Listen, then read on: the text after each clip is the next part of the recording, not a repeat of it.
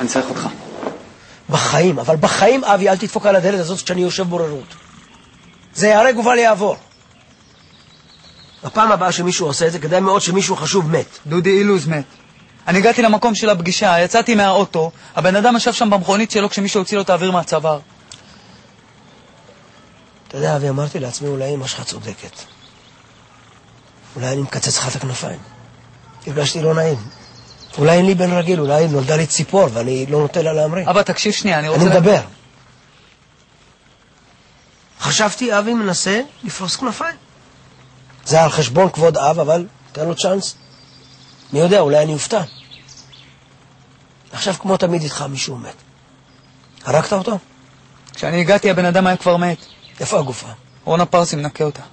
יש לך קצה חוט, אתה יודע מי שלח אותו, אתה יודע עם מי הוא דיבר? אשתו אמרה שהוא היה בקזינו, אבל הוא לא היה שם. זה מה שיש. אפשר לנסות להוציא פירוט שיחות של הטלפון שלו. בקיצור, אין לך כלום, אבי. יש לך גופה של דודי אילוס וזהו. וגופות בפעם האחרונה שבדקתי לא כל כך אוהבות לדבר, לא משנה כמה מכות אתה בוולדה תתנו. אבא, אני לא הייתי הראשון שהיה לא בסדר בקטע של האמינות בינינו. וואלה. יש לך בעיה עם האמינות שלי. איך גילית שדודי אילוס שילם לרב? הוא אמר לי. אז אני ידעתי. אני צדקתי. אמרתי לך שהוא בוגד, נכון? אמרתי לך או לא אמרתי לך? אבי, הרב היה ביד שלך ולא גילית את האמת. אז מה זה חשוב שאתה צודק? הגופה של משה ג'יפה אצל אחים קובלובה.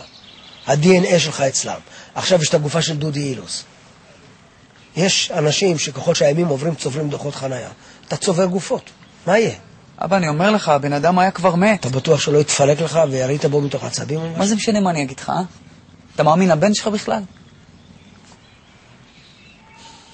אני לא הרגתי אותו. סך הכל היה לי מזל נחס. זאת הבעיה הכי גדולה שלך, אבי. אין לך מזל. גנרל בלי מזל לא שווה כלום. עכשיו אין לנו את מי לחקור. מזל זה הכל בחיים. אבא, בן אדם שחיסל אותו הרגיש שאנחנו מתקרבים.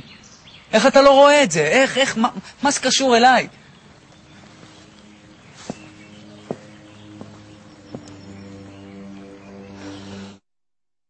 הוט, תמיד יש משהו לאהוב.